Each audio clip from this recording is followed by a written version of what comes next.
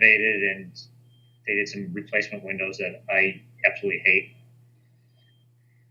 You know, they cheaped out there and other stuff, and you're like, oh, look, you know, you get into it later on, you go, yeah, okay.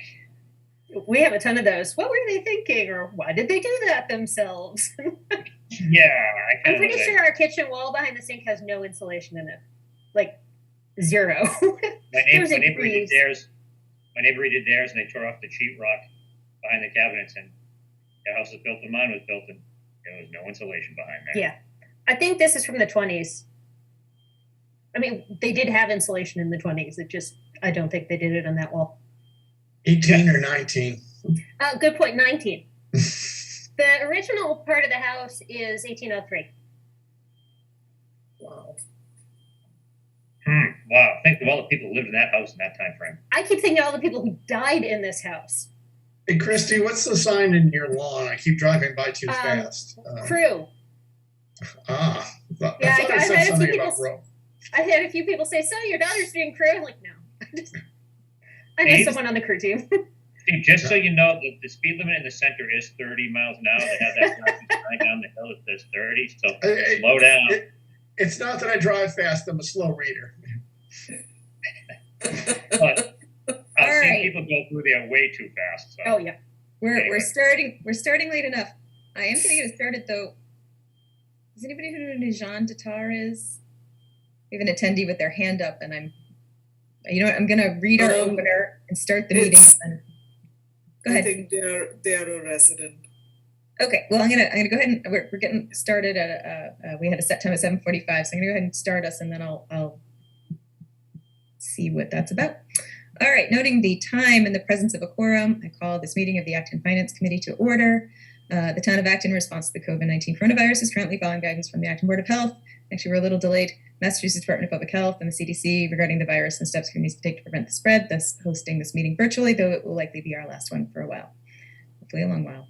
To participate remotely from a computer, please click on the link in our agenda to join the public meeting. From a telephone, dial 646-876-9923 and enter webinar ID 976-1599-8775.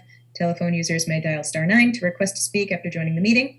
Computer and app users may use the raise hand feature to request to speak. And I hope that we vote tonight that that's the last time I have to say that. Okay.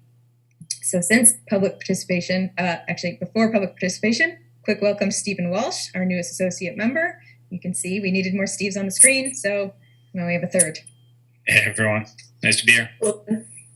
Great to have you. Sure. Okay, other new associate member, Avi Patel, isn't able to make it tonight. He was traveling for business, but we will have a nice full room next time we meet. I was gonna say full screen. No, full room. Okay, so our first item is public participation. I'm going to go ahead and let Nijan Datar speak. Hi, thank you. I want to express my concern about the proposed school committee budget, specifically because it seems to be setting us on a path to a Prop 2.5 override next year by dipping excessively into reserves to cover operating expenses. Given that the current school committee is severely lacking in budgeting expertise, we as citizens have very few options to stop this budget train wreck, given that we are also staring at an inflation rate of maybe double digits over the next year. One option still possible is for the finance committee to push back strongly against the school committee budget. I don't know if they can be asked to come back with a lower number. If not, I hope you and the committee can recommend against adopting the school committee budget at town meeting. Thank you. Thank you, Nijan. All right, and then Charlie Kedlick from the audience has his hand up, so I'm going to let Charlie speak. Hello, good evening. Good evening. A couple of weeks ago at your last meeting, several of you were fairly blunt in describing how several members of the school committee have not done their homework. I'm going to be equally blunt. After that discussion, you, the FinCom, decided, although you all know there's a big problem and a bigger one next year, you decided basically to approve the numbers that the school committee had for ALG, which as Steve Noon pointed out, and I agree and I understand, it's not the same as approving the budget. However, that's how it was interpreted. And here we are with ALG basically apparently all set. I think since you all know those numbers are not real, you should say so with ALG and do your part in trying to do something rather than kick the can down the road till next year. That's my comment. Thank you. Thank you, Charlie. Okay, I don't see any other hands up from the audience. And our second agenda item is the Band the Bag and More group. So I'm going to go ahead and bring in Peter Berry and Lise Stuntz as panelists. And then I'm going to do some magic that lets Peter present, hopefully. Christine, you can also push Charlie and Nishan back down to attendees. Thanks. I didn't realize they were still on screen. Okay. Peter, do you have any? Do you have the button that says that you can share your screen? I do. Oh, great. Then I will do nothing, and I will welcome you to the Finance Committee. And thank you for taking time to come and present to us. And I will let you take it away. Well, thank you very much for allowing us to present the two articles that that the select board voted to put in the town warrant. Hold on a second. I'm having problems here.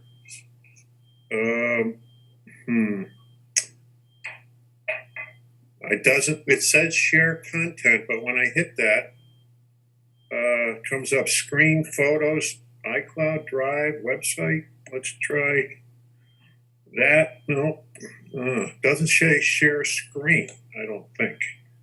Whiteboard. It says share content screen, but when I hit that, everything on your screen will be broadcast. Will be, including notifications, will be recorded. Okay. Enable do not disturb to prevent unaffected. Well, let's try screen broadcast. Whoops, that's not working either. Start broadcast. That's not working. Okay, I'm sorry. I don't know what's going on. I apparently cannot share my screen. Do you want me to try pulling them up and sharing from my end? Sure. Okay. Do you have PowerPoint queued up? That would have been really wise for me to have prepared for this possibility. It's coming up now.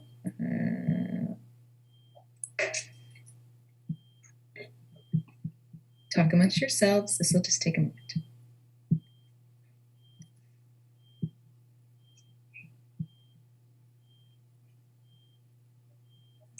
You could promote me to host. That might work. I think I joined as a participant, but you're a panelist, and I've got it set so all panelists can share their screens. But I don't mind making you a co-host, and let's see if that fixes it. And if not, then I've got your presentation up. So I'll let you give it a shot, and then if that doesn't work, I'll take it over. I have the presentation up. Yeah, I have it up, but it's still not allowing it to happen. Still not allowing? Okay. No. Even with your new powers. Would you like me to do it? I have it up. Sure, give it a try. And if I share my screen, would that work? That's the hope. I don't have an answer for that. Is there something else I can help with? What's the problem? Yeah, when I hit share content. It's working for me, so why don't I go ahead and Okay. share so that you guys can get started and just tell me when you want me to advance.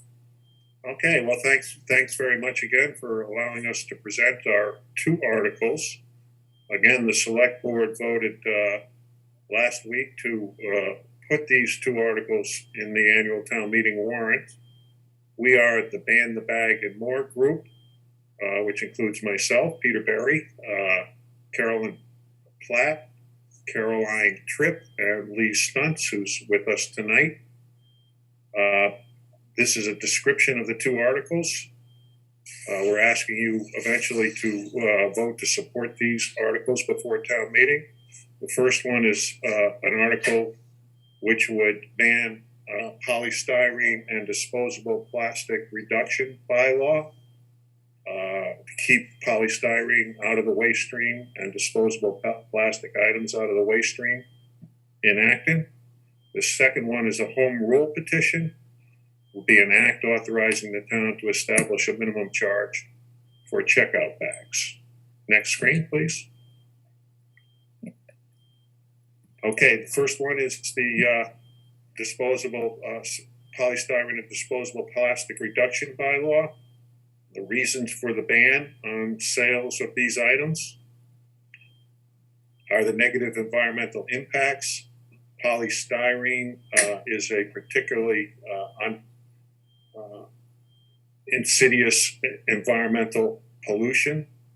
It's not readily recyclable. It's economically not able to be recycled, and certain ones can't be recycled. The town has a monthly polystyrene collection at the transfer station, but they don't allow any food service packaging to be recycled as part of that.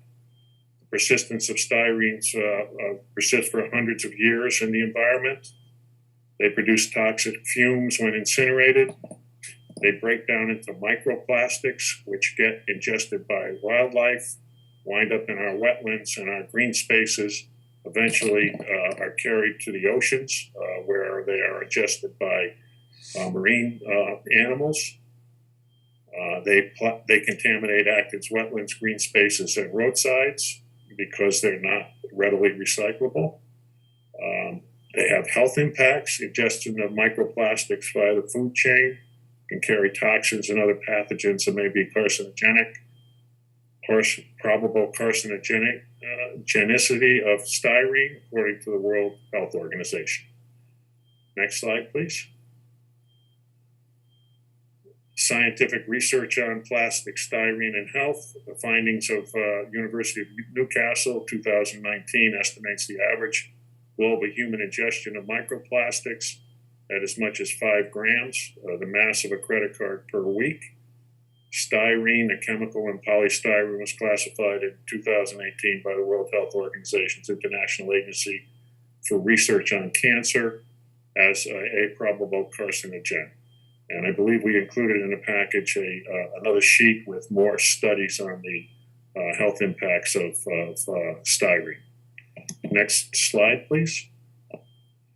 So these are the type of items that would be banned by this bylaw. Essentially, number 6 items that have a PS underneath them for polystyrene.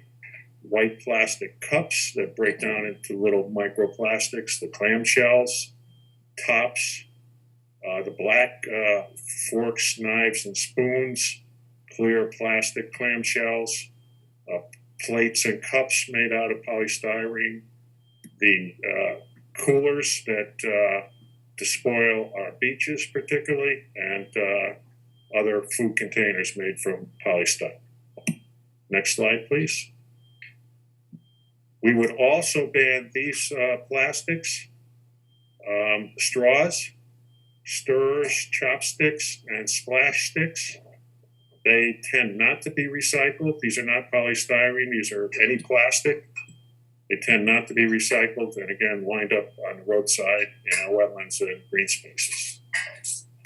Next slide, please. So these items would be acceptable.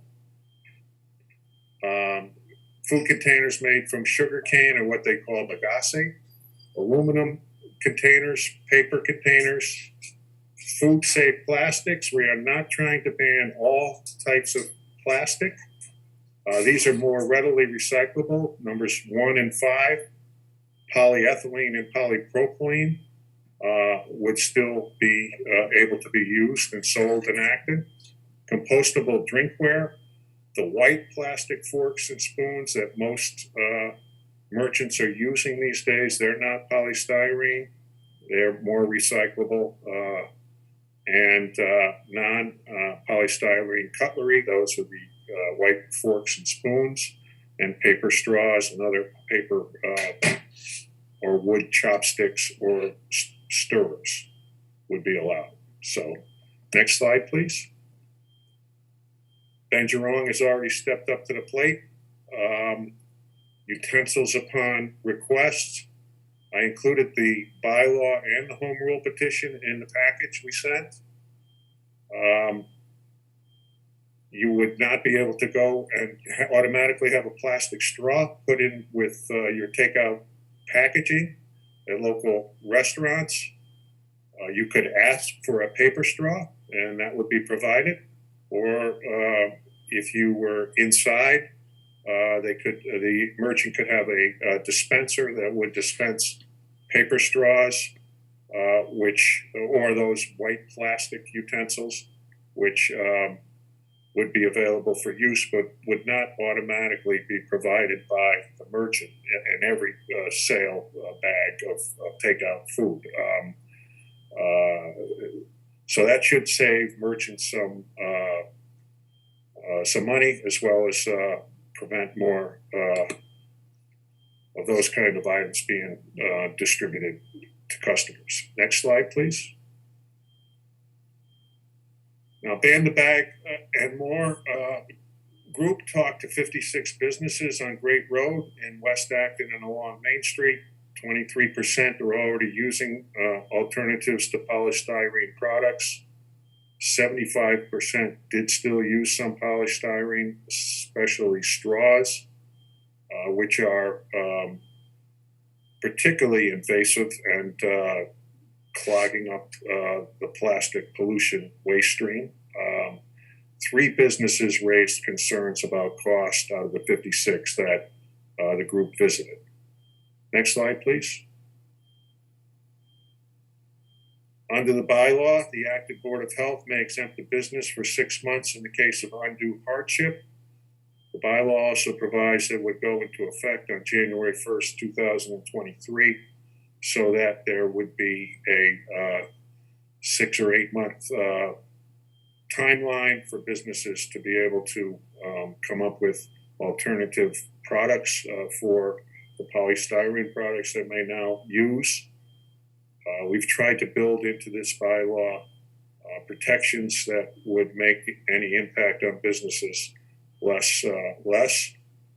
Items purchased or prepared and packaged outside the town of Acton are permitted to be sold. So if it's not packaged in Acton, you can still sell it. If you have a polystyrene egg carton, as long as you get that from Pennsylvania and keep it in the same carton, you can put that on your shelf and sell it. Same way with other products that might be packaged in those plates that they put meats in. As long as they come from outside the town of Acton, that would be allowed. Next slide, please. These are the towns that have already passed polystyrene bylaw bans: Chelmsford, Concord, Lincoln. Maynard just passed it at their fall town meeting. We spoke to the proponents of the bylaw in Maynard. They really had no opposition from the merchants in town, and it passed overwhelmingly at town meeting. Sudbury, Wayland, and Westford have also passed similar bylaws. The supermarkets in town, the larger chains, already operate in these other towns, so they're already familiar with having to comply with the conditions of the bylaw. Next slide, please. So that completes the presentation on the first bylaw, the polystyrene and plastic reduction bylaw. Again, what we're trying to do is just ban one form of plastic that is particularly environmentally unfriendly to keep it out of the waste stream and Acton. Article 2 is a home rule petition. The Attorney General rejected Lincoln's similar home rule, Lincoln's similar bylaw when they passed it. in the AG's opinion, that interfered with the relationship between merchants and customers, which violated the home rule amendments to the Mass Constitution. So that's why we're proposing a home rule amendment for this bylaw. What it would do would be allow the town to impose a minimum 15% charge for takeout bags at local merchants, primarily paper bags, again, trying to cut down on the waste stream and the impact on Acton's recycling program, keep more paper out of the waste stream. Next slide, please. The advantage of this would be it would incentivize customers to reuse checkout bags. It's environmentally responsible. It provides customer choice, either to pay for the bag or bring their own reusable bags. Generates some revenue for the retailer. The 15% or 15 cents goes to the merchant. It reduces waste and associated cost of recycling to the town. There have been programs that we've identified that would nonprofit organizations that would distribute reusable bags to people in town who might want to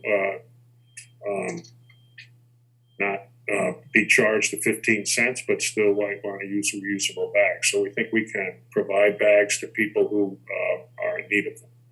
Next slide, please.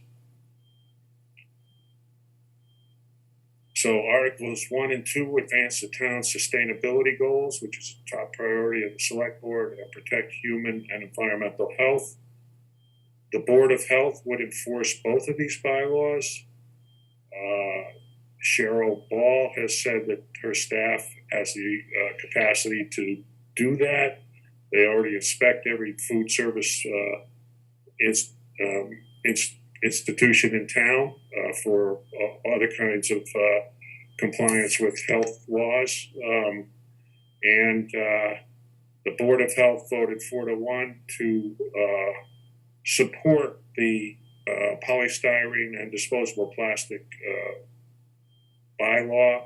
They voted not to take any action on the 15-cent bag charge because they felt that was outside of their jurisdiction. So thank you very much for allowing us to present, and happy to answer any questions, which I'm sure you'll have. All right, thank you. Christy, please go ahead. I have taken to getting my groceries delivered since COVID started, and they switched from plastic bags to bringing paper bags. Is this something that you've discussed? I shop with Roche and Donnellan's because they're small local businesses. I'd like to keep working with them. I'm worried about them being able to support this or losing business with the charges, because frankly, since the plastic bag ban, all the paper bags are much flimsier now, so I'm needing to get double bags when I get them. And the way they pack things because they don't want it to be overly full, is that I end up with way more bags than I would if I went to the store. But I don't see how they can function other than giving me some form of disposable bags. So I'm wondering if you've talked to the businesses and looked at what this will do to specifically grocery delivery. I have not. Maybe Lise might have something to add to that. She was one of the people who went around and talked to businesses. I did not talk to anybody who, my job was West Acton, so no one delivers from West Acton. And so I don't know what they would do. Obviously, they would charge you the 15 cents for each of your bags. But they also, one of the methodologies that, for instance, Idlewild is using, which I think is a very positive methodology, is that they offer boxes. That's not really, I think, feasible for the grocery store stuff. I know it works with Idlewild. These are things that go into someone's trunk. This is one of those gig things for the delivery. I think it's I love Idlewild with the boxes. If I don't remember my bags, I get a box. I would love for you all to talk to the grocery stores. My concern is that this is going to hit their local delivery. And then unfortunately, the alternative is Stop and Shop or Peapod. And some of those don't even have storefronts and they can easily deliver from outside of town for that stuff. I would just hate to put a ding against our local stores on that. Yeah, I think that's a legitimate thing for us to ask the stores what they might do. I mean, obviously, Stop and Shop and Roach and Donnellan's all have this issue in other towns that already have the polystyrene, but they don't have the bag ban, the home rule petition. However, Lincoln and Sudbury both are in the process of the home rule petition at the state legislature, and they have gone through, I mean, Peter can tell you how many steps there are, but there are 3 or 4 different steps, and they're at the penultimate step of getting the home rule petitions passed. So these grocery stores, this is not going to be something just for Acton. These same grocery stores you shop in, Donnellan's and Roach, would, in point of fact, have to deal with this in the other towns that they are serving. And sooner than they'd have to deal with it in our town. So,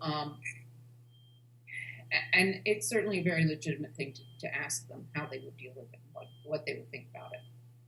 Yeah, I think it's a good question. One of the purposes of us meeting with the various boards is to ferret out these questions, and we can get back to you. We'll follow up on it and get back to you with more information about how it might affect that. Thank you. Okay, thanks. Jason, go ahead. Thank you very much. Just a couple of things I'd like to bring up. So you went and spoke to Cheryl, and she said that the compliance could be taken care of as part of the current interaction that they have with the different companies. Is there some kind of commitment that there would not be any additional compliance costs in the future? I'm thinking about, is there going to be half FTE to help with the compliance? Is there going to be some kind of outside contractor that has to come in to make this happen, or is that a solid commitment that there would be no additional compliance costs here?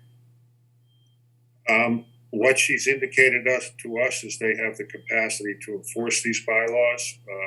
They already go around, they enforce the state sanitary code, so they go to all the food establishments in town, check everything from, expiration dates to, they've made Idlewild make a lot of changes in terms of keeping food cold and stuff like that. So they've been enforcing the plastic bag ban without, any increase in costs. And it's my understanding that she doesn't feel that they would need to add additional staff to enforce these items as well. I definitely want to make sure that we make that point loud and clear so that it doesn't change in a year or two. Well, on the polystyrene, go ahead. Go ahead, Jason. On the polystyrene issue, how big a difference do we really feel this is going to make? It seems at first blush that this only really has impact on the smallest of companies in town. I'm thinking of the one-off food distribution or restaurants that do delivery and takeout, because anything that's not a one-off, all the grocery stores, for example, are going to have all of their food packaged elsewhere. I don't think we package anything food related in Acton other than individual meals at the one-off restaurants. So is it really going to make a difference, or is this the type of thing that is going to be a disproportionate burden on the smallest of companies in town, with the largest companies having an extremely easy out of, we buy everything from outside of town? Well, not all of them do buy everything from outside of town, number one. But number two, it keeps things like stacks and stacks of styrofoam cups that you can now buy in any grocery store. It keeps them off the shelves. It keeps any styrofoam disposable items like that, bowls, plates, off the shelves in any of our grocery stores. It keeps the styrofoam coolers from being sold in Acton. Of course, you can go buy them elsewhere, but if you notice, you can't buy them elsewhere very easily because all the towns around already have a polystyrene bylaw. And everybody knows, looking around, you know what styrofoam breaks up into. Those little tiny, tiny plastic beads that you can't get rid of. You see them around. This is what we're trying to prevent. Now, will this be a miracle? Will we be able to prevent all of this? No. We're just trying to do our part. Is this the right thing to do for the environment? I think it would be pretty hard to argue it isn't. Are we trying to create some of the perfect world? Only one step at a time. This is one step. As for the 15 cents a bag, I think having a market-based solution is absolutely the right way to go. I think it's a better solution than the outright ban that we currently are operating under. So I applaud the 15 cent per bag ban. Haven't made up my mind yet on the other. Thank you. Okay, quick IT comment. I understand that some panelists can still see Charlie Cadillac as being an active participant in the meeting. I, on the other hand, see him as demoted and I cannot re-demote him. So I'm just going to assume he's not an active panelist despite what you're seeing on your screen. And then I'm going to go ahead and let Steve New talk. Sure, I'm in favor of demoting Charlie. Oh, that wasn't about? No. Sorry, Charlie. So when I first went through the slides, and I do know the difference between polyethylene, polypropylene, and polystyrene, but I think there is a fairly large education issue here, because some things that are made with polystyrene are also made with polyethylene, and I think you have it in your slides. And it is, I get you're picking on polystyrene, from what I understand, not because it can't necessarily be recycled, but because it never biodegrades and it's really hard to burn, and so you can't get rid of it. I mean, so that is the gist of the reason to ban it. Yeah. Well, yeah, both. I mean, I also included an article below in the materials I sent out about the worldwide conference to deal with it's really a crisis point now, plastic pollution. They estimate there's more plastic, and since it was invented, the amount of plastic that's been produced outweighs all of the human and animal biomass in the world, and only 10% of it has ever been recycled. So the pollution in the oceans is really at a crisis point now. This is a particularly insidious, again, form of plastic that we're trying to just start out with cutting down and going into the waste stream. And so to Lee's point, this is a small step, but a meaningful first step as far as you're concerned. That's what our feeling is, yeah. Okay, thank you. Dave? Is that me? Yeah, I think Adam was ahead of me, but my question actually follows on Steve's.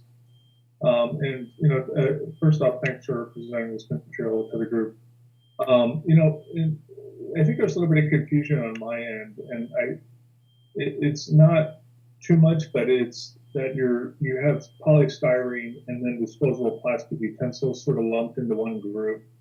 And I think I can get behind the polystyrene side of it, but disposable plastic utensils is a little generic and vague, and I apologize, I didn't read over the exact verbiage of the changes. But highlighting straws, stirrers, and splash sticks, etc.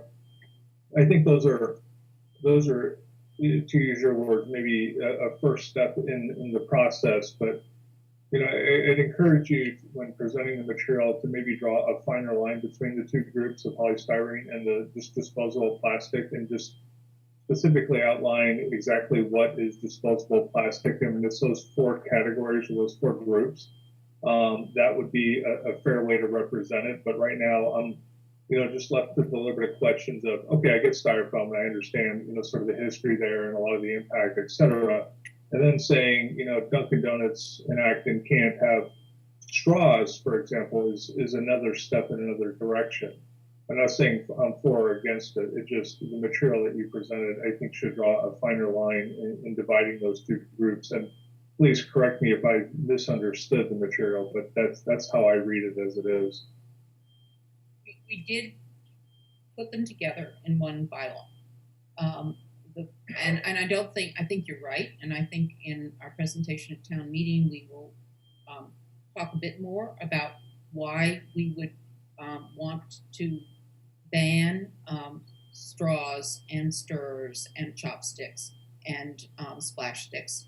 The real reason is those don't even get, you can't recycle them, really.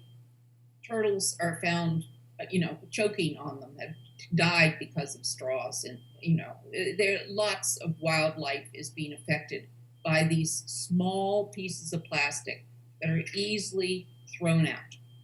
And so there are alternatives to what we use. Most of the Acton businesses, I don't think we found a single business that is actually using polystyrene for their cutlery. All of them are using the polyethylene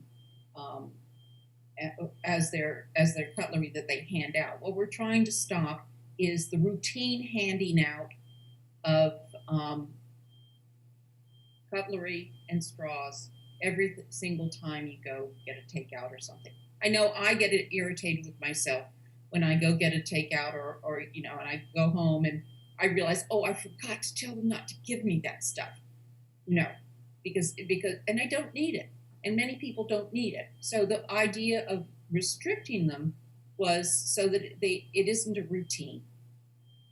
Can you still get a straw? Yes, you can get a functional straw. Can you still get functional plastic cutlery? Yes, you could still get functional plastic cutlery. Not polystyrene and not plastic. And we all know that there's chopsticks bamboo chopsticks are really good chopsticks. Yeah, no, those are fair points. I think my point of distinction is, I think most residents wouldn't argue with getting rid of styrofoam for takeout food, for example, and paying a small nominal charge, whether it's pennies or whatever on top of their existing, if that cost was passed through. But it's really the actual, sort of visceral impact of getting a paper straw from a Dunkin' Donuts where you're having your drink and it's the plastic is outweighed by the taste of the paper when you're eating it. And I think that distinction is more distinct in my mind. Is I don't disagree with anything you just said, and I think you're not looking at the data, just guessing right on where straws end up, they're never recycled, et cetera, et cetera. And I think this is a worthy goal for sure. I just think that when presenting the town meeting, the reality hits the road when someone's, picking up their cup of coffees in the morning and they're used to a styrofoam cup. They have an alternative for that. Okay, great. But then they're actually tasting the difference in this bylaw and this change. And that's my only feedback on this. I mean, I support the measure. I think, though, when presenting to the town meeting, you might highlight that distinction between disposable plastic for specific categories and then, the more broader category of polystyrene, et cetera, and where those fall. Because that will, I think, the town meeting, again, residents, sort of the folks that, drive around town and will get takeout, will get their coffees, like they'll get their whatever.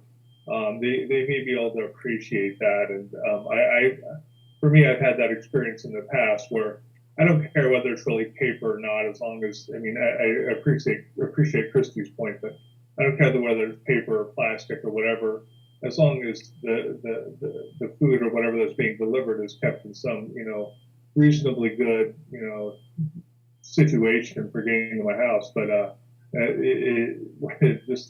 the difference between banning disposable plastics, I think, is an important one. So, but best of luck to you in this initiative. Some major chains, such as Dunkin' Donuts, have gone away from the polystyrene cups they used to use and now use paper cups. I think they've obviously decided that it doesn't hurt sales to make that switch. And now they have the little stirs. Now they have the little Correct, which didn't happen until recently anyway. So 1 step forward, 2 steps back. Yes, and paper straws are the worst. Adam, please go ahead. Thank you. I think this is a wonderful idea. Thank you for presenting this. I really hate seeing the plastic bags anywhere and everywhere in our environment and in the stores. And as much as I hate seeing the plastic bags, I hate seeing the paper bags just as much, if not more. And for my part, when I find myself at the grocery store and have forgotten my bags or my boxes, I put all my groceries back in my cart, push them out to the car and stick them all over in the car and then walk the cart back into the store. And I hope that other people will do the same thing. So I think what I'd like to focus on now is maybe steering you in the right path to make sure that you can bring this as a warrant article that's highly supportable and makes good sense. So let me start with the question of who will do the enforcing? The Board of Health is charged with enforcing the bylaw. So they would, as part of their regular inspections of all the different establishments in town, simply add this to their checklist and check whether they had removed polystyrene from their shelves and had a policy of charging for takeout bags, assuming that gets passed by the state legislature. And so what would the cost of checking or the cost of enforcement be for violators? Or sorry, not the cost for violators. What is the cost to the town of checking and enforcing? We talked to Cheryl Ball, the health agent in town, head of the Health Department of Health staff. She told us that she has the capacity, current staff capacity, to enforce both of these bylaws. So we don't anticipate there would be any additional cost. They do have the experience with enforcing the ban on plastic bags that was imposed by this group a couple of years ago at town meeting. According to Cheryl, they could enforce it without any additional staff. Excellent. And have you presented to the Economic Development Commission yet? We are on their agenda for their April meeting. Wonderful. And then is it in your plan to somehow give the presentation to at least most of the major, if not many of the major and minor businesses in town that this will be affecting, to get their input and also hopefully get their support at town meeting? I'm not sure how we would do that. We don't have the capacity, for instance, of the town. If the town is proposing a bylaw to hold a community forum, we might be able to do that, but our ability to publicize it and attract people to attend it would not be very robust. Cheryl sent out our flyer to all the businesses in town on her list about what they could use and what would be banned, and did not receive any response at all from any business about objections to it or any comments at all. We talked about meeting with the Chamber of Commerce. They're kind of a regional group, so if you have suggestions for we would certainly want to talk to as many people as we can, get the word out. If you have suggestions for other ways to communicate with businesses, we'd be happy to hear them. Yeah, well, it certainly seems like if they've been reached out to, if they were genuinely concerned about it, that you'd think that they would have gotten back to you by now. So that's good. That's kind of the answer to the question then. Thank you very much. I also want to add, Adam, that we did personally talk to 56 of the businesses. Okay. So, and what was their general consensus? Are they very supportive? Their general consensus went from extremely supportive to question. I would say really questioning. You know, what does this mean for me? How do I get a list of acceptable things that I can use in my business. And we do have those things. We did give them information about that. We can certainly do so again in whatever. Having Cheryl send it out obviously is probably the best way of doing it. And we tried to talk them to the people we talked to, which was a lot of businesses. We tried to talk them through it and tell them what it would mean for them and that kind of thing. And we got back to them with answers to their questions. We're working on it. Well, it sounds like you're taking all the right steps. Thanks so much.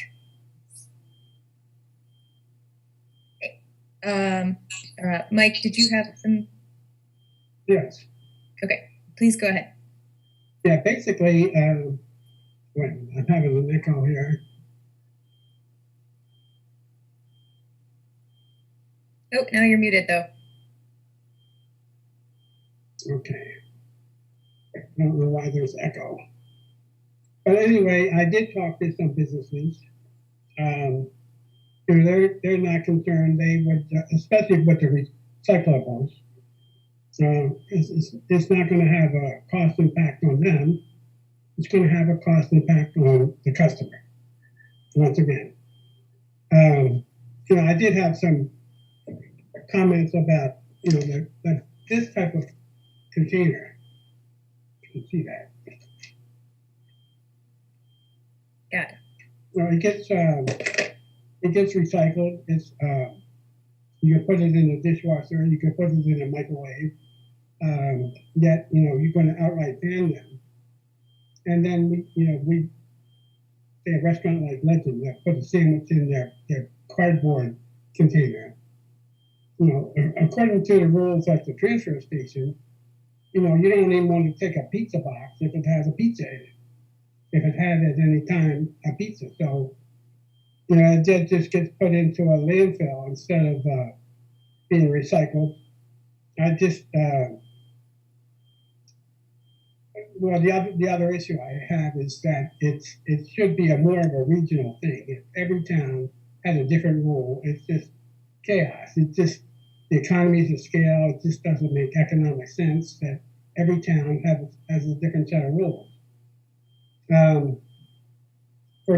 If you only have one store in one location, that's not too bad. But if, logistically, it could be a problem for like a Donlands or Roach Brothers or Whole Foods. And I think the other thing about the packaging is, I go by the philosophy, if it makes sense, they will do it. And we went shopping at Whole Foods this past weekend, and all their, we bought like pieces of fish or meat or products like that had to be cut from a big item and put it in a smaller container. And all those, all that packaging has changed. They have got more ecologically friendly. So I'm saying this is also a natural evolution from businesses. If it makes sense, they will do it. And if it makes economic sense, they will do it quicker. But, I don't like the idea that our town has a different rule than everyone else. It just doesn't make sense. If it's a good rule or not, it shouldn't be. It should be more of a regional thing. If you got together like with 6 other towns, that rule would have more of an impact. But this cost that's just going to get passed on to the consumer that we're already paying through the roof with higher energy costs, through policy mismanagement and things like of that nature. Also, I had trouble with the timetable. You're going to change it. You're going to put these rules in place by the first of the year, is it? I think they need more time. You could have more of a gradual rollout if you do insist on passing this.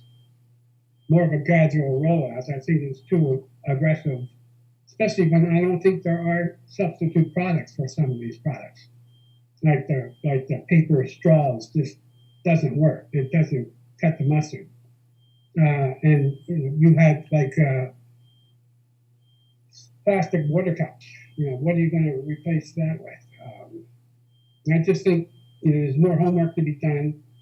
I don't think the businesses really were contacted appropriately. Maybe it should be more of a a business forum to bring them all together, or talk to them individually.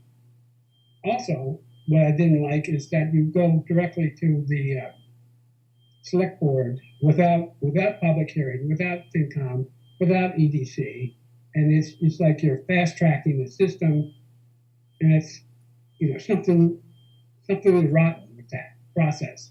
I don't like it. It just seems like it's not open and it's not honest. It's if you feel that strongly about these, then these are obviously these have good virtues, and they're good things that we should all appreciate. We're all stewards of the environment. We would just need to play by the rules. And fast tracking it, go around not having public hearings, not going to FinCom, not going to EDC. You're going sort of after the fact, but it's already on the warrant, town warrant, and that's I don't think there was a chance for open and honest discourse to talk to the merits of this proposal or the distance. So I'm troubled by this. It's good intentions, but the road to hell is paved with good intentions, and I just think a timetable is too aggressive. Although in spirit, I agree with what you're trying to do, but it's the individual town-based policy, the timetable, and the process that I really am not in agreement with. Other than that, it's fine. Well, number one, we're a volunteer organization. There are many people behind us and supporting us, but we are a group of 4 people who have lives, and we are doing our best to contact everyone that would have opinions, would give us feedback.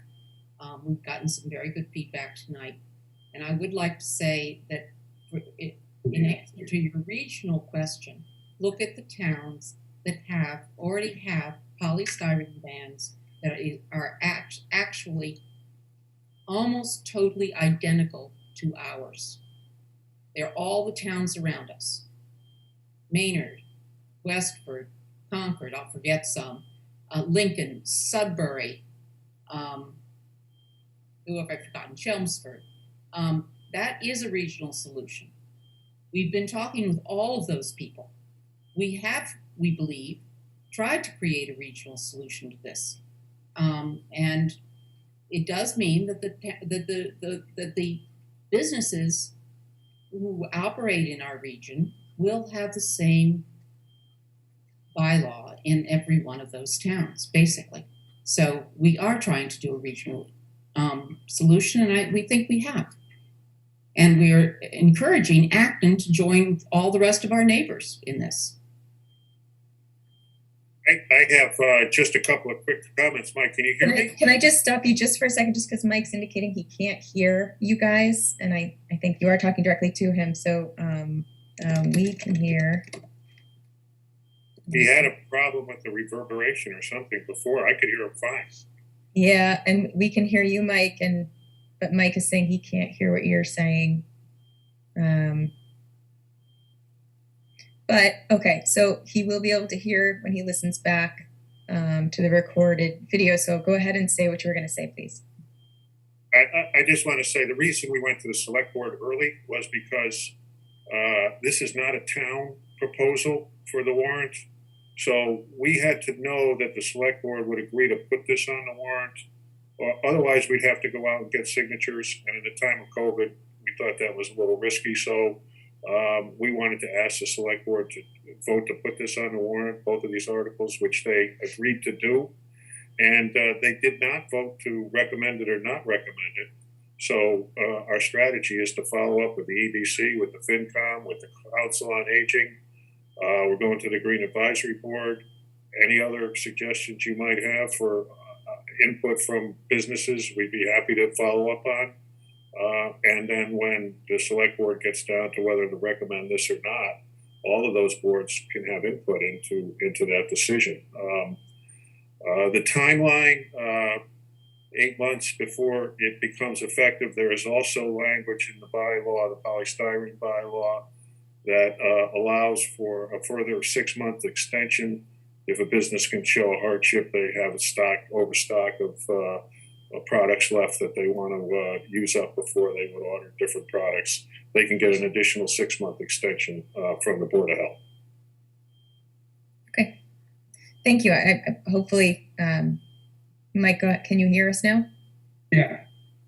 Okay. I was just saying, just thinking in light of all the supply chain disruptions, the extension should be, I think, maybe twice as long until that gets back to normal.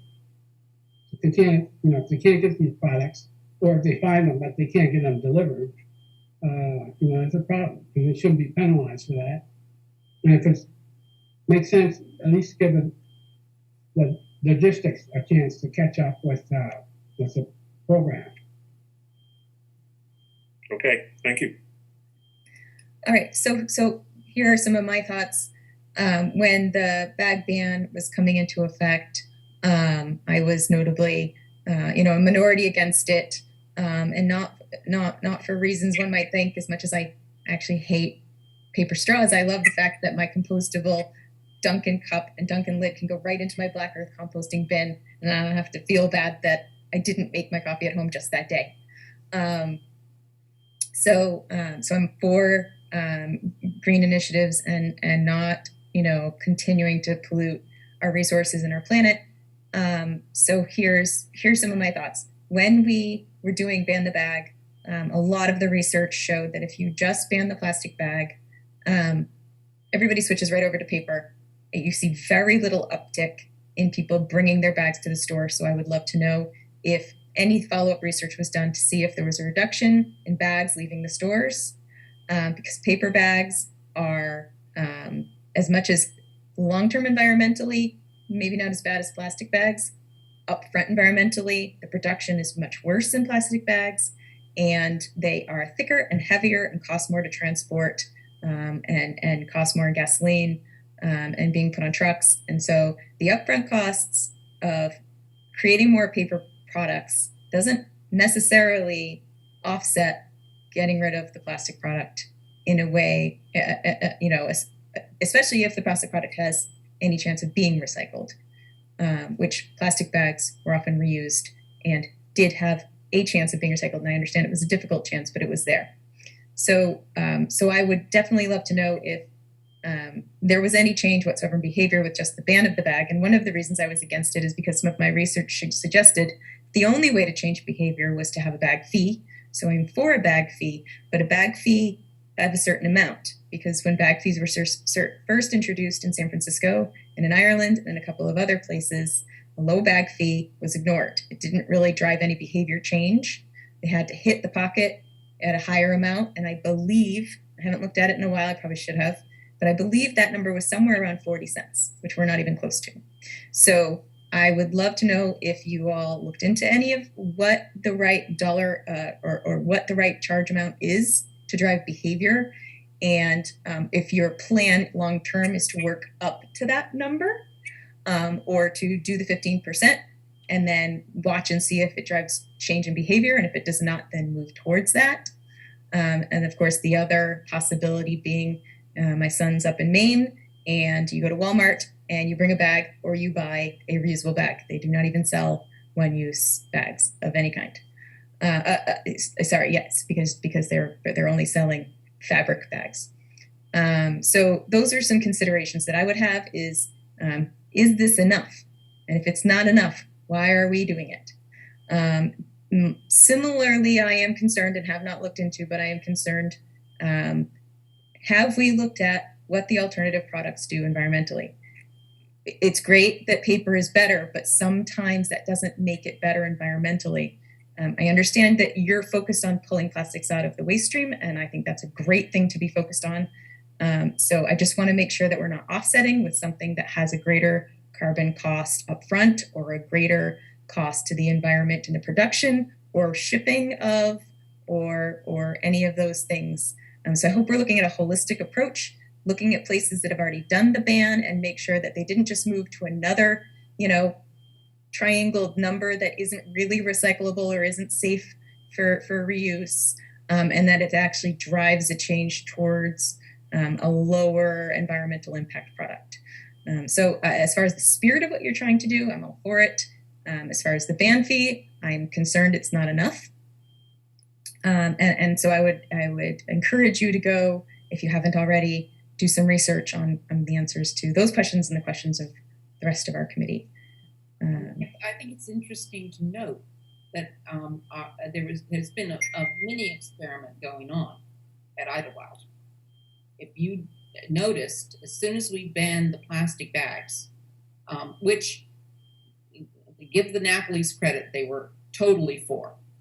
As soon as we banned the plastic bags, they started reintroducing boxes, which they had many, many years ago, but they started pushing the boxes, and which are very recyclable. And rather than going to the waste stream just straight from Idlewild, they just get to go to the waste stream from us, but but they are a very recyclable item. And they started selling reusable paper bags for 25 cents. I don't see very many people in Idlewild, and we can check with the Napoli's, but I don't see very many people in Idlewild going out of Idlewild with paper bags at this point. And so it's not a study, but it is one little piece of information that we have gotten by implementing the bag ban. Sure. I mean, I've been here for 14 years and I've always gotten a box at Idlewild because that's actually very convenient and I don't mind it. And I didn't even realize they had or got rid of plastic bags. That's just the way I've always shopped there. But that's not Donnellan's, that's not Shaw's, that's not Stop and Shop, that's not Roach Brothers, that's not, all the other places that people can get bags. So, and that the people do the majority of their shopping in this town. So, that's my concern is that we're not trading one environmental impact for another environmental impact for something that sounds like it's a really good idea and seems to logically make sense, but there's no reason not to look into, are we actually doing good in the end? Are we actually sure? I mean, I'd like to be sure. So I'm just asking that you all look into, what the impact has been in places where this has been done and what the impact is in town and what's going to work. Because if it's 15 cents and we've done it and we feel good, but it doesn't work, we haven't really accomplished anything. So, we should know what that right number is. There are other towns and cities across the world who have done it. So there's a way to get that data. Dave, did you still want to speak? Just very briefly, I'll mention the behavioral side of it is, it's funny, the plastic bags that we used to get from the grocery stores, we use them around the house for like bedroom trash cans or bathrooms or what have you, and they're really convenient. And I shouldn't say this, but it's a little bit of a distinguishing factor. If I'm running errands in another town, I'm like, oh, I have those little bags. I'm like, those are really handy to have. And it just kind of percolates in the back of my head that if I'm going to go grocery shop at Market Basket somewhere, that I can get those bags, but they're not available in town. So you are right. I think it's there's a lot of different incentives and complications involved, but that's it from my side. Adam? Thank you. I had meant to say previously and forgot to, and I think the story that was just illustrated is good anecdotal evidence for just banning one-use bags altogether. Just try to get people used to bringing their own bags and boxes to the store. Is, I think, a far better solution than just banning the plastic by itself. Because, like I say, I don't like seeing the paper either. I just don't like seeing the single use. It's such a waste. Thank you. Yep. Okay, I'm gonna just do this for a few more minutes. Go ahead, Jason. Just wanted to disagree with my esteemed colleague, Mr. Nolde there. I think having the availability of the bags is a good thing, but absolutely make it market driven, make it count, make it cost. If somebody doesn't remember to bring a bag or doesn't think ahead to bring their canvas or whatever other bag, it should be an option, but it should be something that actually hits them so that it changes the behavior later. So I think rather than banning all single-use bags outright, I think the market-driven cost of coming up with the right price point to drive behavior is the appropriate and best solution to driving behavioral change. Christy? Along the lines of what Jason was saying, it is important to remember that our town is not an island.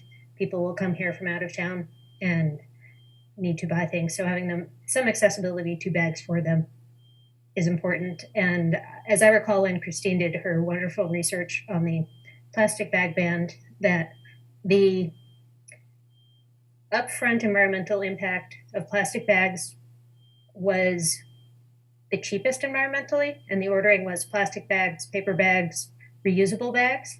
A lot of the very cheap reusable bags need to be used, I think, ballpark 100 times before the environmental cost of making them, compared to the plastic bags that could be reused. As Dave says, I do sometimes, I'm happy sometimes when I go to other places and get plastic bags, because now I don't need to go buy plastic bags, which seems a little ridiculous for my trash cans.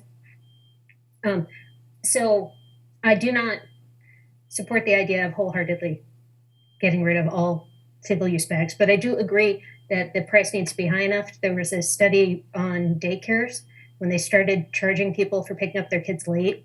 People suddenly all came late because it was a low enough fee that it was worth it to them. Like, oh, I don't need to rush out the door to get there because I'm just going to pay for it. And 15 cents isn't going to hit a lot of people very hard in this town. I mean, it's going to hit some, but I think a bigger fee really could be borne in that way. But we do, if it's going to be something that we provide an alternative, it would be good to make sure that, as Christine was saying, that it's a overall good environmental alternative. Just off the top of my head, the paper bag needs to be reused 3 or 4 times, which is difficult to do because they rip to equal the upfront environmental cost of the plastic. The plastic mix blend reusable bags had to be used something like 30 times and are never recyclable, and the cotton bag has to be used 100 times to offset the cost of the cotton production, is what I had found when I looked into this in the past. Roland, go ahead. Thank you. I just don't want to put an undue burden on our business community. I think we need to really think about that in some ways. My company went to this compostable cups and paper straws and compostable utensils. Compostable utensils, I've used them when I was in the office a couple of weeks ago. Didn't notice any difference than the plastic ones. I actually liked them better, and put them into the compostable stream when we were done. I go back to the transfer station when we went to pay as you throw. You have to go and buy plastic bags that are wrapped in plastic that also have a paper insert in them. I come home, I have plastic bags in my trash can in my kitchen. I take the plastic bag out of that, put it into another plastic bag to throw into the dump at a transfer station, where other towns just have a sticker you put on your bag, which seems to be a lot more reasonable to me than creating another plastic bag.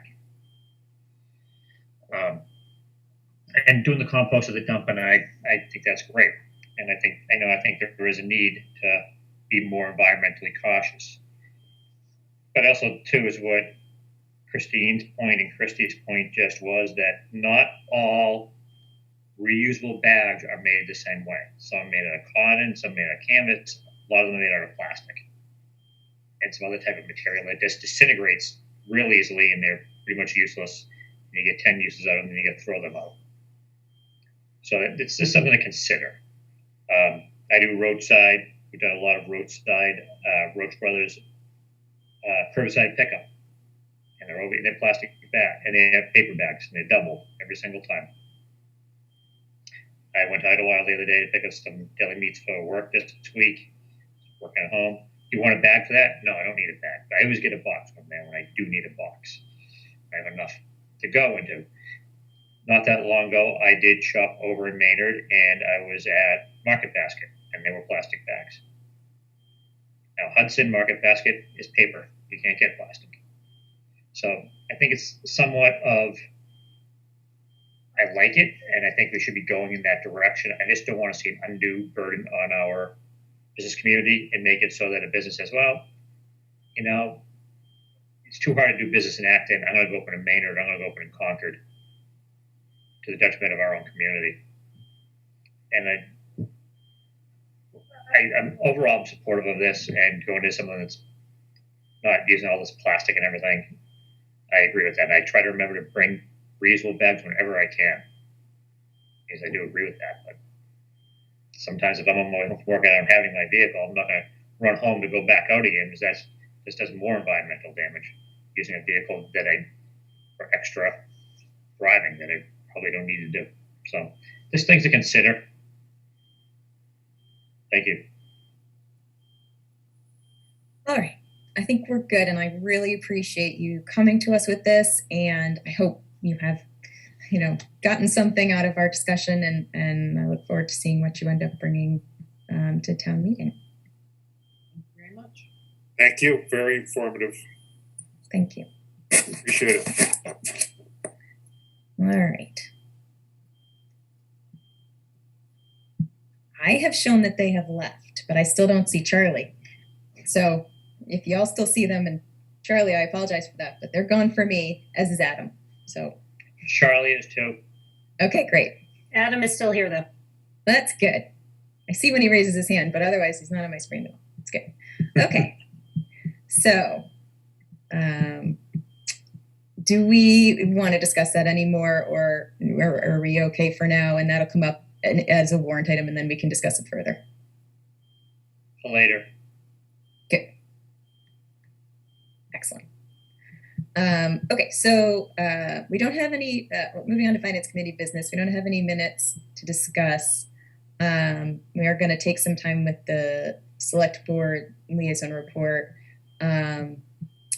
Jason, do you have any more point of view dates or times for us? Yes, excellent. Yes, I do, Madam Chairwoman.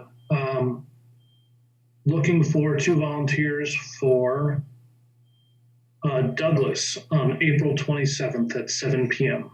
Any takers? Yeah, I should have prefaced this with everybody. Please open up your calendars, open up your Outlook. Take a couple of seconds. I'll keep talking. I will say that one had to get rescheduled, but right now we're looking at April 27th at 7 p.m. for Douglas.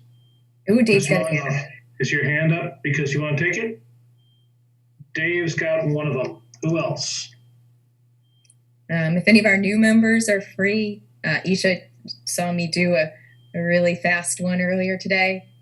You don't actually have to speak much if you want to play second to Dave and just monitor.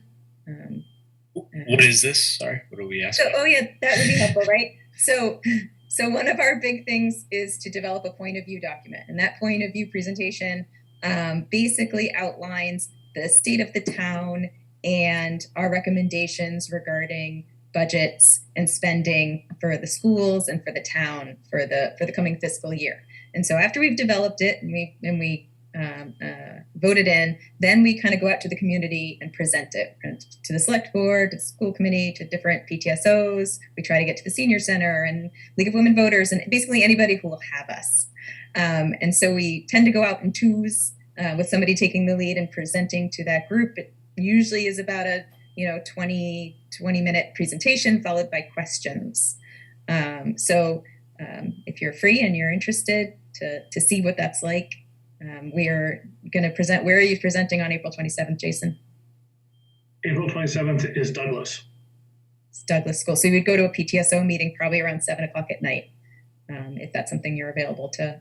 So since you're new to the committee, right? Do you have kids in the school district? And if so, what school did they go to? Because that's the one you're going to get voluntold to go to.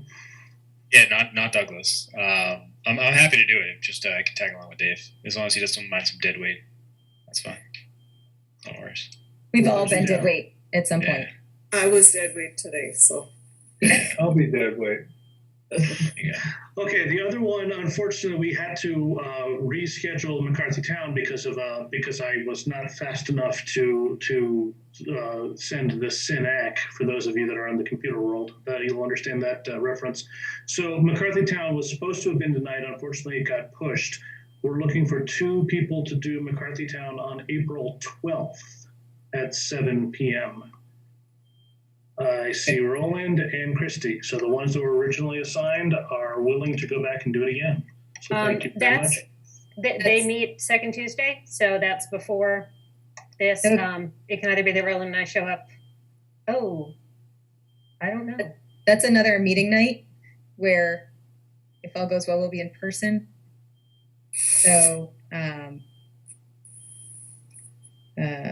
we could just have Will it hold that one at 7:45 as well? Yeah, but I mean that might be driving across town. McCarthy Town to the library isn't bad, or to the town. I know. You do it all the time. Yeah. We'll try to front load our agenda with boring things, and then here you go. Thank you very much. And then, if I may, Madam Chair, how did it go this evening at Gates? I thought it went well. They didn't have a ton of questions. It's kind of hit or miss on questions. Sometimes you get a ton of them, and sometimes you just get a couple. I presented. They went quickly. What do you think, Isha? You were. Yeah, I mean, there weren't that many people. First of all, right? Maybe 6 or 7 people. It's not bad. Yeah, they were attentive. There were a couple of good questions, I think. I mean, I thought, Christine, you did a really good job of sort of presenting the salient points in a very short period of time. So kudos to you. Yeah, sometimes I wonder if we just overwhelm them with information, and so they're just like, yeah, that's good, thanks. But I thought you hit all the high points. I don't think you belabored, every slide to death. So it was good. So bring Isha with you on every one. She's very complimentary. I can be very honest. And I am being honest. Yeah, but actually they genuinely seem happy to have heard what we had to say. Yeah. So that's good. Thank you. I will send out an email with these assignments so that it's done, and I will respond to the PTSOs immediately so that we maintain our slot on the agenda. Awesome. See if you can get any of those other groups to agree to meet with us too. Very well. Excellent. So I'm gonna then Dave, do you want to say something, or is your hand just hanging out up there from leftovers? Okay, good. So the select board met, and Adam, do you want to give a brief overview, and then we're going to talk about a couple of the things? Sure. Yeah, I mean, that was probably the shortest liaison email report I've sent. The two big topics being the CPA increase discussion, and then, of course, the town budget. I think the town budget discussion is a very short one because we already had it at our previous meeting with our ALG follow-up. And it's really just the town manager some follow-up to that discussion and bringing the budget and getting the approvals to bring the budget and his capital spending plan down to the point so that we could bring the ALG to budget. So I think that's a pretty brief discussion. The CPA discussion is a much, much longer and deeper discussion. What I had meant to bring tonight and forgot to go back and watch the video to record the specifics is that at each percentage level of CPA funding, we get an increase in tax match from the state or funding match from the state up to a point. And I don't remember if that point is at 2% funding or 2.5% funding. But the general bit that I remember is that then you get a 40% match from the state. If you get up to the full 3% funding, which is what they're asking for, what they're talking about, I think that state match still remains at the 40%, if I'm remembering this correctly. But then there's also, it sounds like sort of windfall opportunities where the state will have additional money. And those towns that are funding at 3% can get much larger. I think John Mandarotti quoted some numbers as high as some 60% matching. So that was a big part of the discussion about some of the pros. People who brought up concerns about the cons. I mean, here we have a sort of an entity that would suddenly have a double budget plus another 40% potentially in matching. And in the past, I think it sounds like hasn't always had enough requests for money to spend the full 1.5% that we currently fund it at. Mr.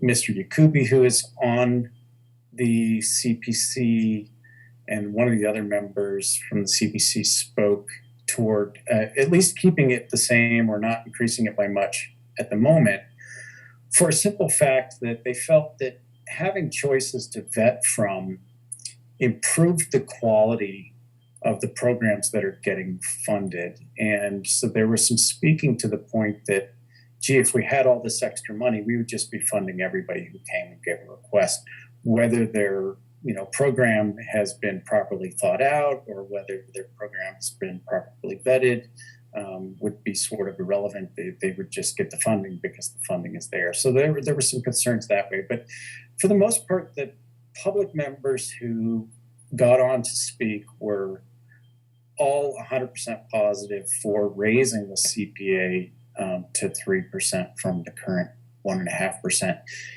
And Jim Snyder-Grant of the Select Board spoke up, and he said that the Select Board received a number of emails and written letters from the public that were the opposite, that were mostly against raising the CPA. So if all you did was watch that meeting last night, you'd think, oh boy, this seems like it's going to be a slam dunk pass through based on the mood of the people speaking from the public.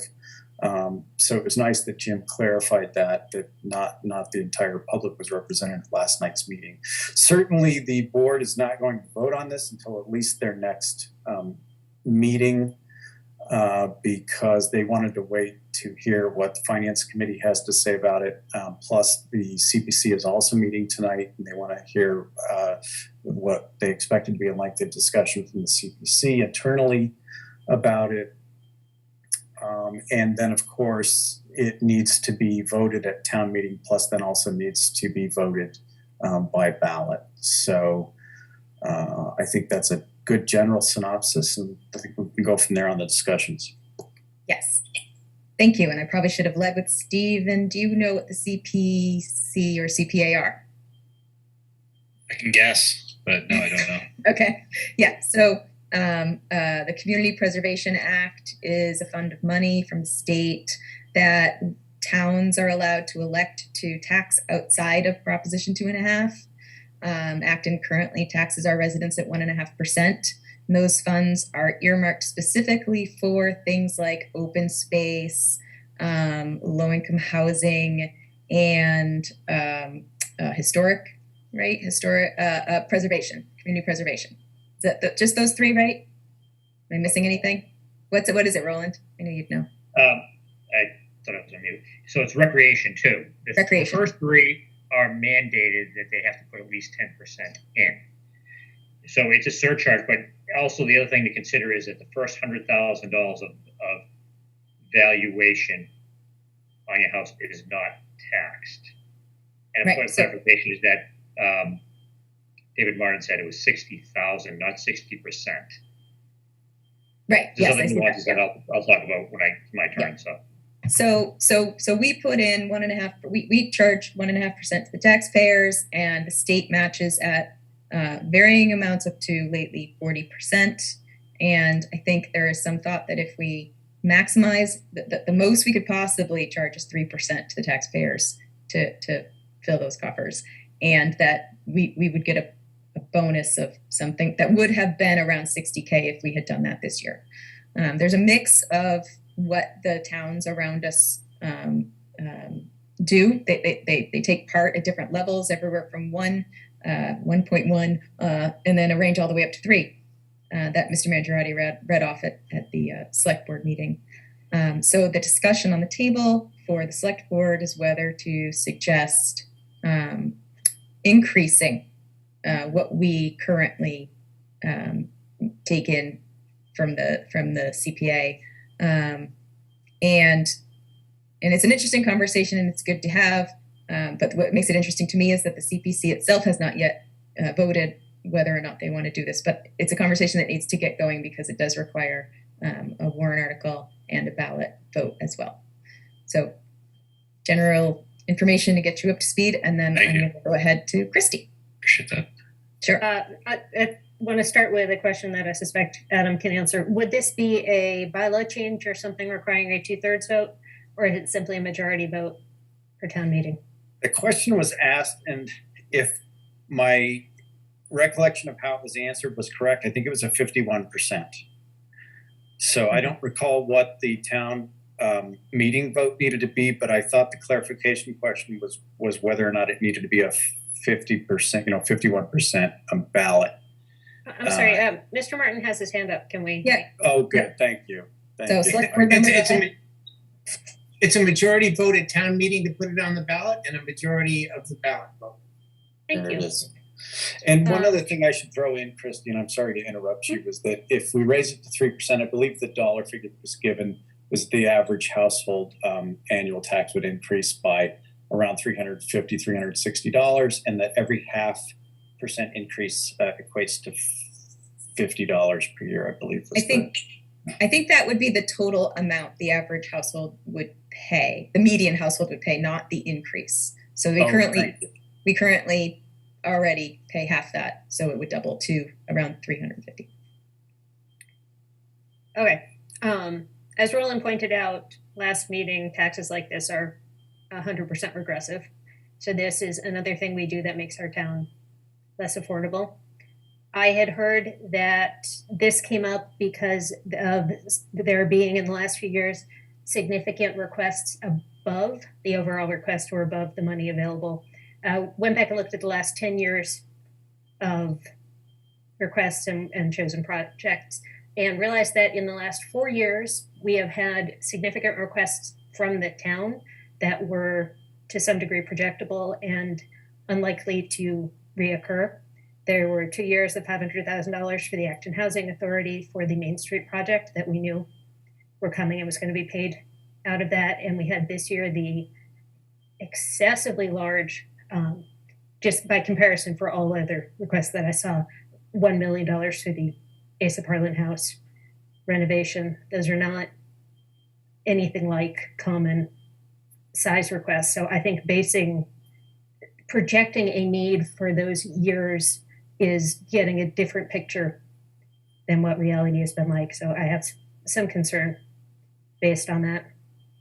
I love living in an old town with old stuff, but if you look at a lot of the requests, they're not about maintaining that particularly much. There are a lot of wonderful recreation requests out of there, but they're almost entirely through the town. Only a few of them were recognizable as not just town things, because it was clear from the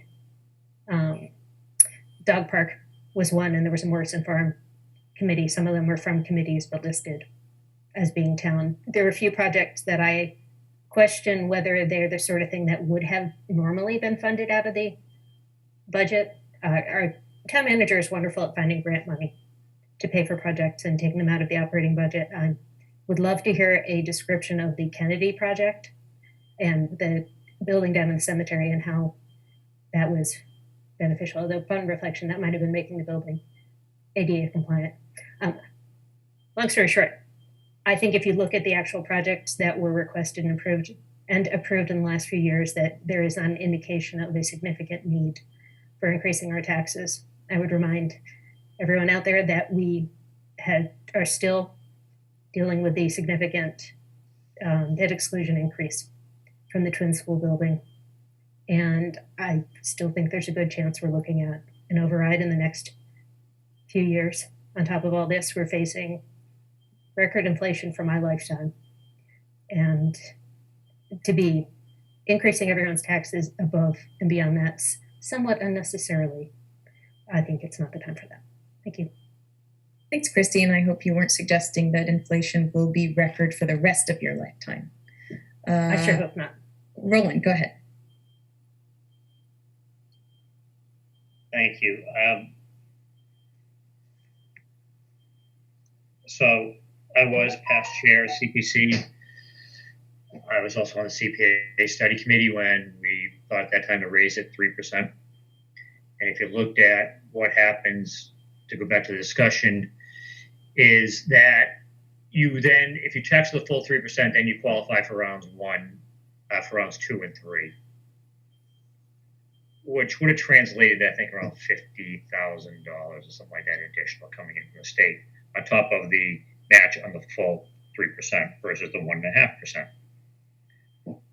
As Christy just pointed out, yes, it is a regressive tax and it taxes everybody, and that's just making the town less affordable for seniors and people with fixed income. We hear from other, it's too expensive to live in Acton, and this tax affects every property owner. So if you own an apartment building, your taxes are going to go up. What are you going to do with that? You're going to pass it on to the tenant. Things like that to consider. And I think having a smaller budget for them to work within makes the projects better than what they're going to fund.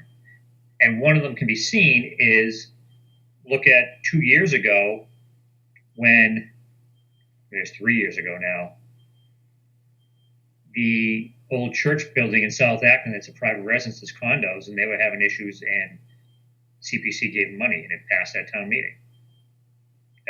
That's funding a private landlord. How it's supposed to work, it's supposed to be able to have public use. Well, we can't go in and use their building.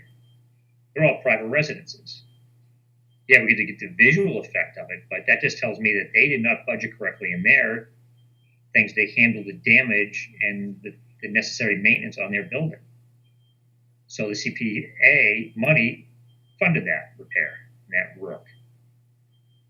Is that a smart use of public money? The town's not going to help me maintain my house, rightfully so. So that's where I have the issue with that. But I just don't feel that it's smart. We just did a new tool, a new fire station, we have other debt exclusion, and now we're saying, oh, yeah, by the way, your taxes are going 2.5%, but and we're going to tack on another 1.5% onto your tax bill. So in essence, you have a 4% tax increase this year if it passes. So I'm firmly against it. I like what CPC does, and I like the things that they can do. But I don't feel that we really need to go to 3% in most of the towns in the Commonwealth. Oh, shoot. Sorry, Roland. I tried to, I didn't mean to. You can mute me. It's okay. I understand. Thought I was unmuting myself, and I muted Roland for his last comment. Sorry about that. Are you all set? Yeah, it's no big deal. But I just think we should really look at, do we want to go to our taxes and say, hey, here's a 4% tax rate, 4% tax increase this year, and especially if your house has been reevaluated as it does from time to time. You can be for a lot higher than a 4% increase. So I'm not in favor of it. Thank you. Steve, please go ahead. You're not going to cut me off, are you? I might. I'm also trying to help Mike with technical difficulties, so I apologize. All right. Well, I was our liaison to the CBC for many years. And it's changed a lot over those years. Back in the good old days, the state match was 100%. And the projects that came up had community groups behind them, and they put up some of their money. Larry Field is a good example. The lower field, sports groups kicked in a lot of money as leverage, as well as the CPC money. But last year, I think every project on there was a town project. it might have been the Historical Society or Acton Community Housing or Acton, but they're all town entities. There's nobody coming up from the community anymore offering any of their money. So it's really become like an adjunct to the town budget. But it's a restricted amount. It's restricted to the purposes that you just mentioned. And I'm not sure if we're going to have a tax increase, and that's exactly what this is, tax increase, that we should restrict it to only affordable housing, open space, and historical assets. We may have other needs that we think are more important for 1.5%.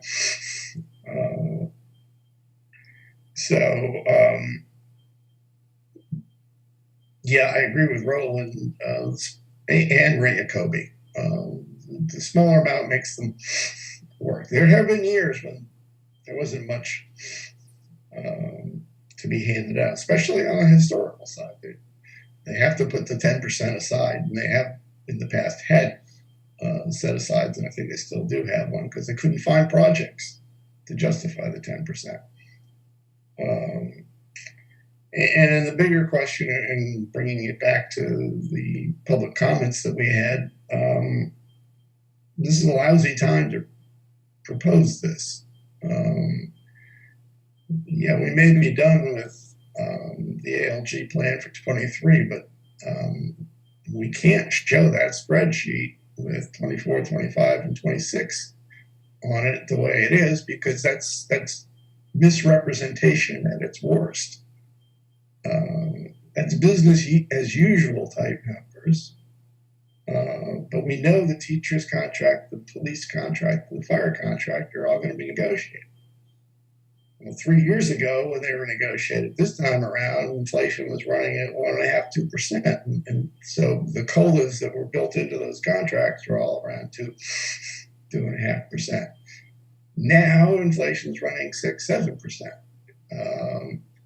If we follow that same pattern, we're going to be looking at $5, $6, $7 million deficits in the ALG spreadsheet by the time 25 or 26 comes around. We have to figure out a way to solve that problem before we add 1.5% to the taxes for this. This is a nice to have. Maybe very nice to have. I always thought the CPC did a good job. But right now, this is not something we need to talk about. We need to talk about how we're going to close the gap in 24 and 25. I mean, we just barely got it done this year.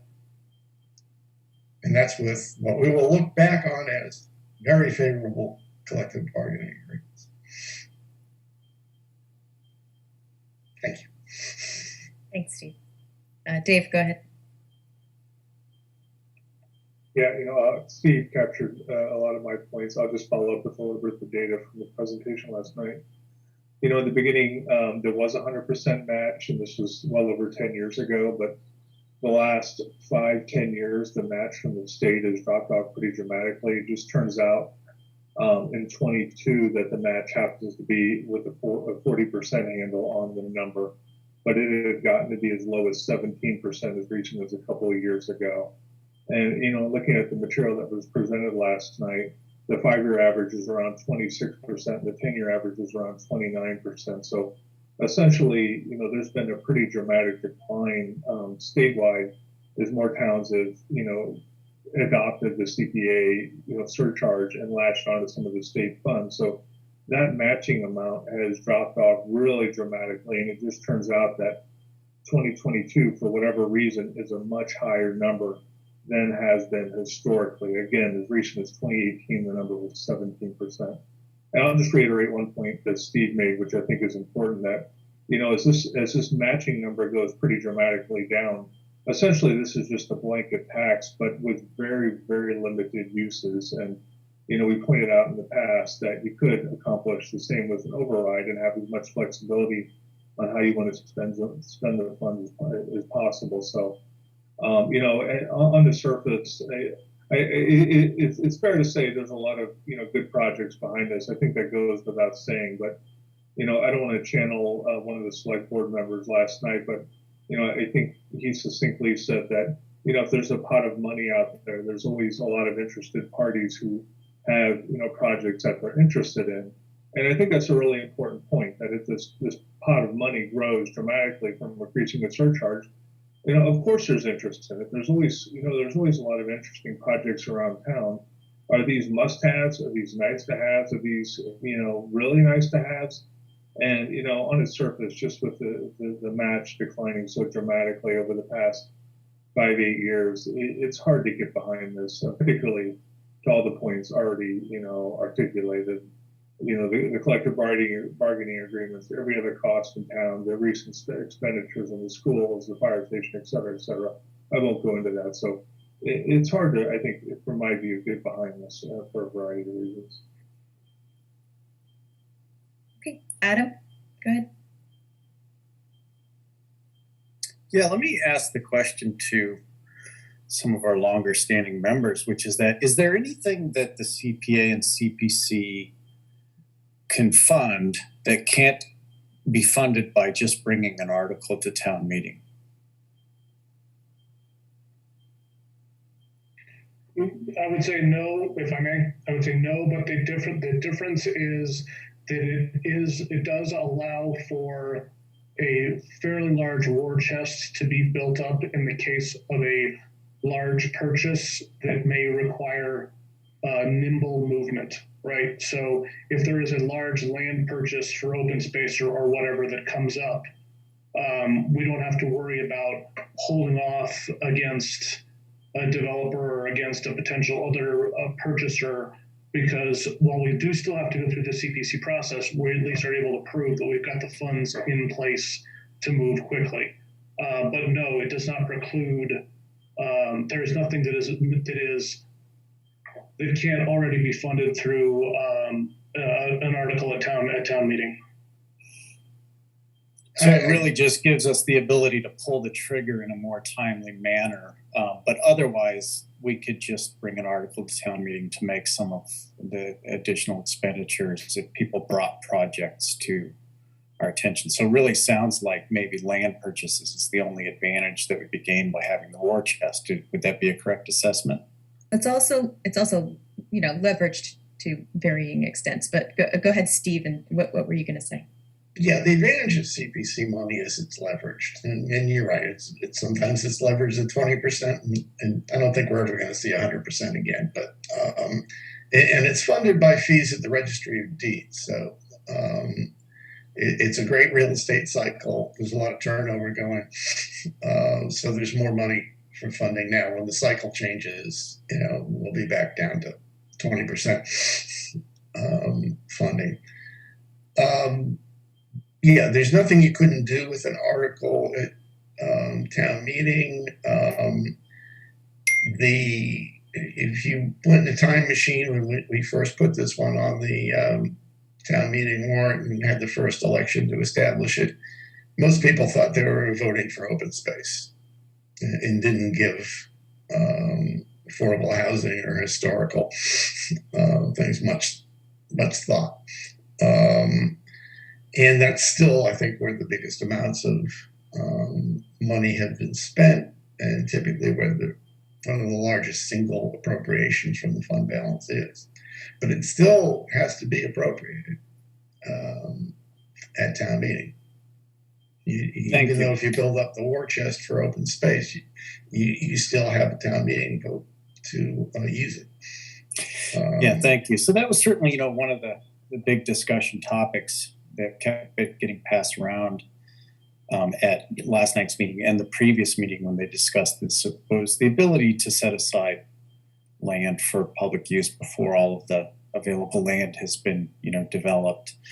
But I think in terms of it being a tax and in the face of, you know, what we're looking at in the next few years for the town's budgetary process, I definitely agree with Steve that the timing is really tough right now for this.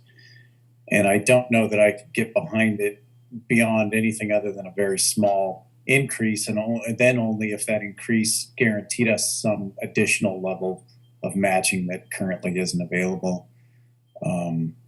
Yeah, I think I would be against this. That's my only comments at the moment. The only other comment I'll make before I mute myself is that I did say in my email yesterday that you should really pull up the YouTube video and listen to the whole thing, because aside from transcribing it and reading it back to you, it's such a nuanced topic, and it has so many facets that my explanation barely scratches the surface. And even just listening to last night's meeting would be tremendously helpful. And if you could go back to other previous select board meetings when it was discussed, would also be even more helpful. There's so much more to it, I think, than we're actually talking about this evening. Thanks. Thanks, Adam. Go ahead, Jason. So if I can attempt to try and use fewer words than I normally do, I'd like to sum up what a lot of what was just said with is, if an initiative is worthwhile, it will pass the town meeting. But putting more money into the kitty is a way of inviting a solution to look for a problem. I don't think we should do it. Madam Chairwoman, would you entertain a motion at this time? No. I mean, I will if I need to, but given that the CPC hasn't voted on this yet, I guess I'd like to see what they come up with before I reject them. But I'll entertain a motion. Go ahead, Jason. I respect the possibility. Hold on a second. Hear what Roland has to say. Just 1 second. So I want everybody to keep in mind that the Governor Baker gave an additional $50 million to CPA this year out of his budget. And last year they gave less than like 10 million additional, and which everybody who had CPA became a beneficiary of. So Acton got additional monies this year and last year from that. Will that continue going forward? Who knows? So I just want that to be made clear that we have received additional monies from that. So I'd also like to say that Mike is having a lot of trouble coming back into the meeting. He would really like to be heard on this subject. So I respectfully ask that you allow me to put this on the very next agenda. Can I ask one qualifying question before we move on? Absolutely. If I may, Selectman Martin, is it the expectation of the select board to be voting on Monday? I expect that we will vote on the 21st as to whether or not to put it on the town meeting warrant. So, Madam Chair, given that schedule, we are able to meet one more time before the select board votes. So therefore, I will absolutely hold off on any motion. Thank you. Appreciate that. Dave. Clarifying question for Roland is that $50 million, would that have resulted in the 2022 matching number being 44%? I don't know the answer to that one. I know that came out in November, I believe, that we got that additional monies. Okay. Because match money comes out in the fall. But to be applied in the following fiscal year, or I don't know how that works. I'm just talking out loud that, you know, the rate for 2022 was materially higher than the last 10 years rate match. Yeah. Steve Barrett, when does the match money from the state for CPA come into the town coffers? Excuse me, Roland, that's a good question. I believe it comes in January. You get one payment usually once a year. So the 50 million then that the town additionally received. We didn't receive 50 million. I'm sorry. The 50 million that was awarded by the governor to all the cities and towns, the additional monies would have came in with the CPA payment in January. Yeah, you know, it's probably a moot point. Sorry to interrupt, but the material that was presented, it was for fiscal year 22, which would have been last fall or now. Okay. So either way, point being is whatever that increase was from the state government should have affected the matching rate for this fiscal 22 year, which was the 44%, quite a bit higher than the past 5-10 years. Excellent. Okay. Any other thoughts? No, we're going to talk about this Did in the next meeting. Did you see David's comment? The next FinCom meeting is what, the 22nd? So that would be after the next select board meeting. No.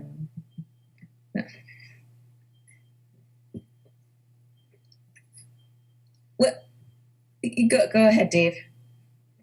If I were you guys, I would go on the record. And if you want to change your recommendation, if there's time to do that, the ACHC today voted to make a recommendation. And their chair is writing a letter to the select board. So I would go on the record. Thank you. Okay. Madam Chairwoman, I will entertain a motion. I move that we vote to not recommend a change in the CPA-CPC surcharge, and we direct the chair of the committee to convey the results of the vote on our motion to the select board. Second. Okay. Any more discussion? Pros or cons? Okay. Adam, you want to go ahead and do the roll? I will. Let me start with Mike Majors. Let me know if he's able to hear or not. I don't think he's on. Okay. Jason Cole. Aye. David Wellinghoff. Aye.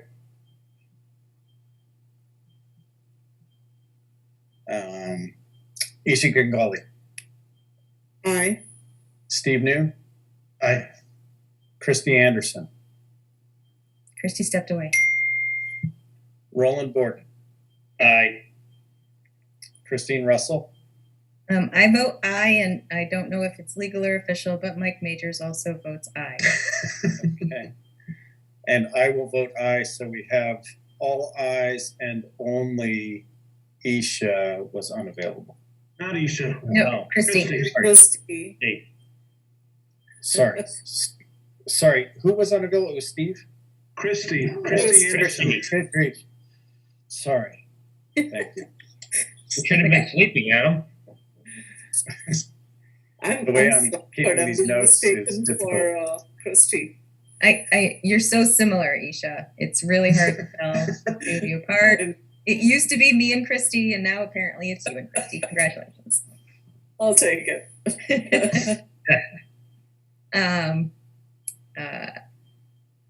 Excellent. We will move on and discuss that the town manager did present his changes to get the town budget down to 3%, which was part of our ask for the two entities, the town and the school. As we know, most of those changes, the majority of those changes did not come out of the operating budget. So it is not an operating budget solution. It is a recasting of revenues. It is a slight reduction in capital improvement, which he presented. I think the highlighting factors were the reduction in the planned expense for net zero vehicle replacement program, which is awfully convenient because cars are hard to find right now anyway and expensive. The fire station 3 tight tank ask was $65,000, now it's $35,000, and the facility 44 fire 1 and 3 fire systems alarm went from $57,000 down to $30,000.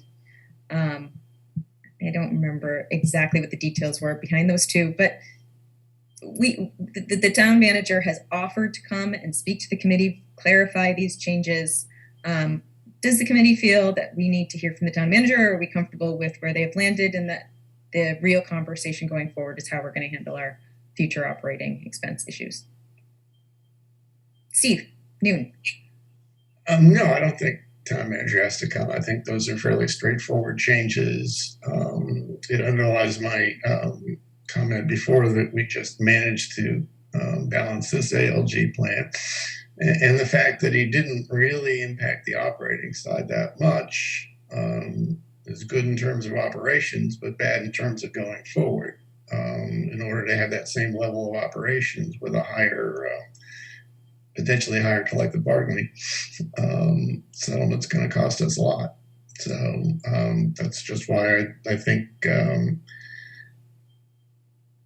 don't want to lecture ALG, but you're not done. You're not done until we have a plan for 24, 25, and 26 that makes some sense and can be defended in our warrant message or in our opening statements at town meeting. Agreed. I think it's going to be an interesting year next year for the superintendent and the town manager to take the budget that in theory we will pass a town meeting and then apply inflation and the new bargaining agreements and whatever else comes down the pipe, gas costs and everything, and still do some sort of return at the end of the year.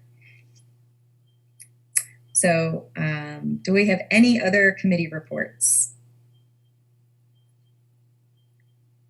Awesome. Oh, Dave, please go ahead. Madam Chair, I'd make a motion that our new associate member makes a motion.